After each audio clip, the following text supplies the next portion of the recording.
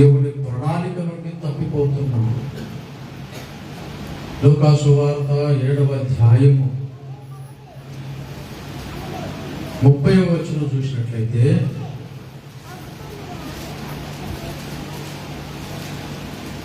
లూకా సువార్త 7వ అధ్యాయం 30వ వచనం చూడండి.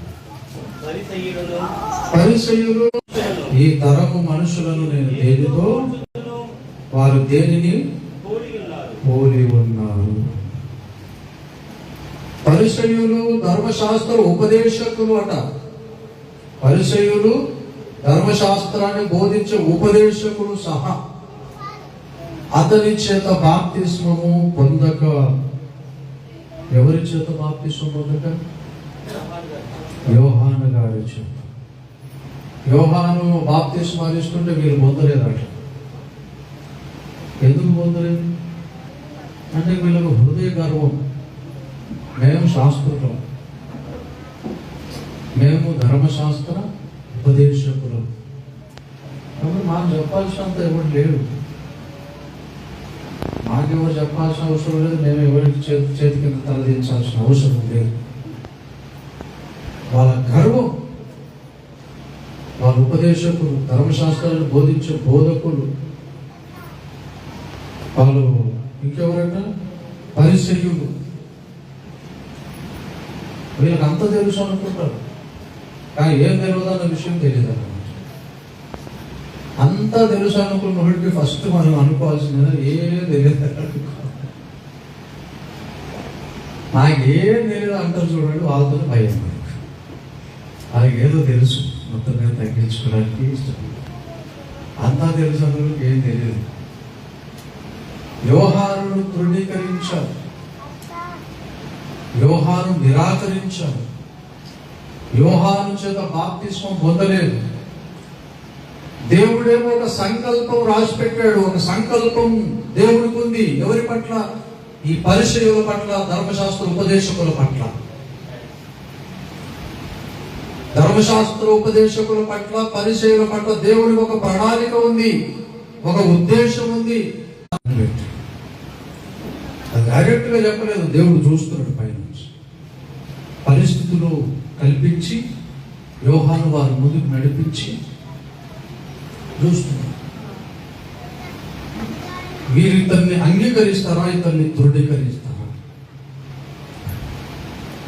ఇశ్రాయేలీయుల కాలంలో దేశంలో చాలా మంది ఏం పేరు ఉందండి?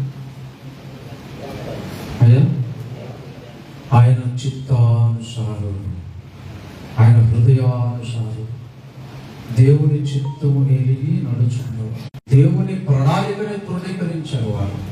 డైరెక్ట్గా యోహాను కాదు, దేవుణ్ణి తృణీకరించారు, దేవుని ప్రణాళికను నిరాకరించారు. వారి ద్వారా ఏ కార్యం జరగాలనుకున్నాడో దేవుడు, వారికి వాళ్ళే నష్టపోయారు. ఎందుకంటే దురదృష్టవంతులు ఇంకెవరు లేరు, ఉండలేరు. ఏమి ఘనములు, ఏమి ఖ్యాతి గలవు. ఫిలిప్పీయులకు రాసిన పత్రికలో ఒక మాట చూడండి. మీరు పాటి మీద యేసయ్య మరణించి తిరిగి లేచిన తర్వాత ఎమ్మాయి మార్గంలో వారు పక్కనే నడుస్తున్నారు. 2 శిష్యులు నడుస్తున్నారు. వారి పక్కనే యేసయ్య కూడా నడుస్తున్నారు. వారు ఆయనను గుర్తుపట్టలేకుండా వారి కన్నులు మూయబడితే గుర్తుపట్టలేదు. పక్కనే యేసయ్య నడుస్తున్నాడు, పక్కనే యేసయ్య నడుస్తుందో గుర్తుపట్టలేదు. ఈ తరంలో దేవుని ప్రణాళిక ఏంటిదో గుర్తుపట్టగలగాలి. అప్పుడు దేవుని నోటి వల్ల మనం, ఒక్కొక్క తరంలో ఒక్కొక్క ప్రణాళిక ఉంటుంది దేవునికి, ఒక్కొక్క తరంలో ఒక్కొక్క ప్రణాళిక ఉంటుంది దేవునికి. ఆ ప్రణాళికను గుర్తుపట్టగలగాలి. నోవహు కాలంలో దేవుని ప్రణాళిక ఓడగట్టడం. కాబట్టి ఏ కాలంలో ఏం చేయాలో, ఏ ప్రణాళిక ఉందో ఆ ప్రణాళికనే చేయాలి. మోషే కాలంలో దేవుడు ప్రత్యక్షపు గుడారము ప్రవక్తలు ఉంటుండగా దేవుడు ఒక ఏలియాను పంపించి దేవుని స్తోత్రం కలుగును. మొదటి రాజుల గ్రంథం 18వ అధ్యాయము 21వ వచనం చూడండి.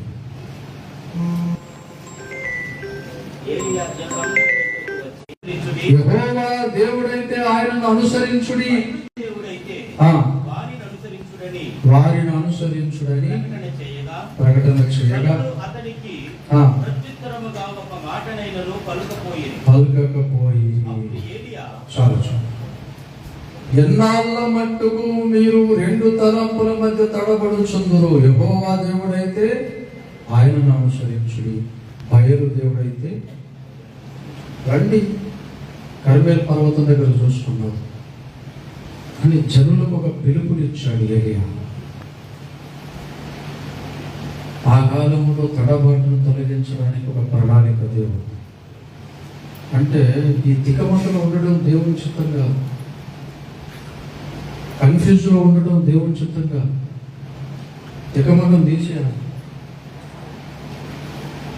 చాలా మంది ప్రవక్తలు ఉన్నారు, ఎవరి సేవ వాళ్ళు చేసుకుంటున్నారు, కానీ ఒక్కరికి కూడా రోషం లేదు. యెహోవా కొరకు మహారోషము కలిగిన వాడని నేను ఒక్కడినే అన్నాడు. రోషానికి ఆపోజిట్ పదం ఏంటి? దుఃఖం. అట్లాగే తడబాటుకు ఆపోజిట్ పదం ఏంటి? కుదురుబాటు. ఆ కుదురుబాటు కాలములే అపోస్తలుల కార్యాలు 3:21 ఉంది చూడండి. అపోస్తలుల కార్యాలు 3:21. కానీ దాని ప్రత్యక్షత లేదు భూమి మీద. అన్నిటికీ కుదురుబాటు కాలములు వచ్చునని దేవుడు ఆది నుండి తన పరిశుద్ధ ప్రవక్తల నోట పలికి రావాలంటే ఏం పోవాలి? తడబాటు పోవాలి. అందుకే మలాకి ప్రవచన గ్రంథంలో చకచక నేను చెప్పేసి ముగించాను. మలాకి ప్రవచన గ్రంథంలో 4వ అధ్యాయము 5-6 వచనాలు చూడండి. పిలిచాడు త్వరగా.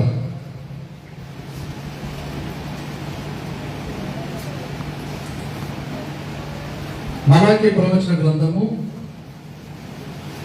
4వ రాకమునుపు ఒక ఏలియాను పంపిస్తాను. అతడు 2 పనులు చేస్తాడు.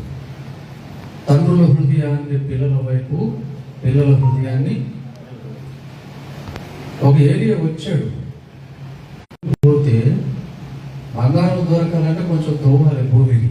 పైన దొరుకుతుందా? బంగారం దొరికితే ఇప్పుడు 2 లక్షల తులం ఉంటుందా?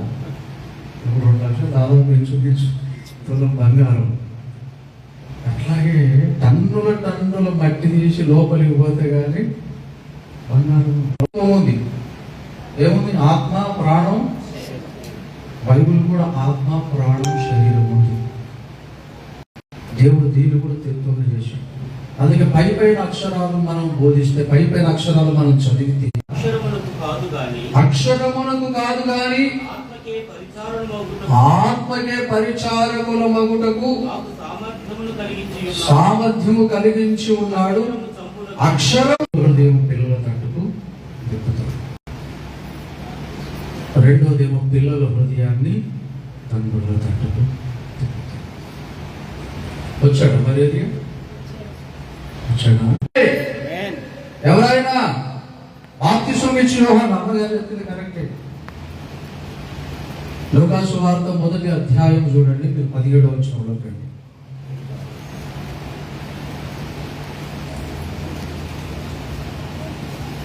లూకా సువార్త తండ్రుల హృదయమును పిల్లల తట్టునకును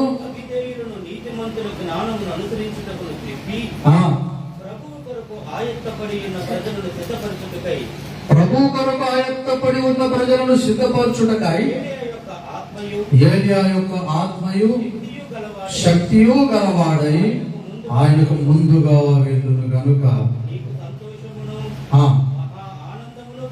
కలుగును. ఏలియా యొక్క ఆత్మయు శక్తియు కలవాడు. మత్తయి సువార్త 17వ అధ్యాయము 10-11 వచనాలు చూడండి.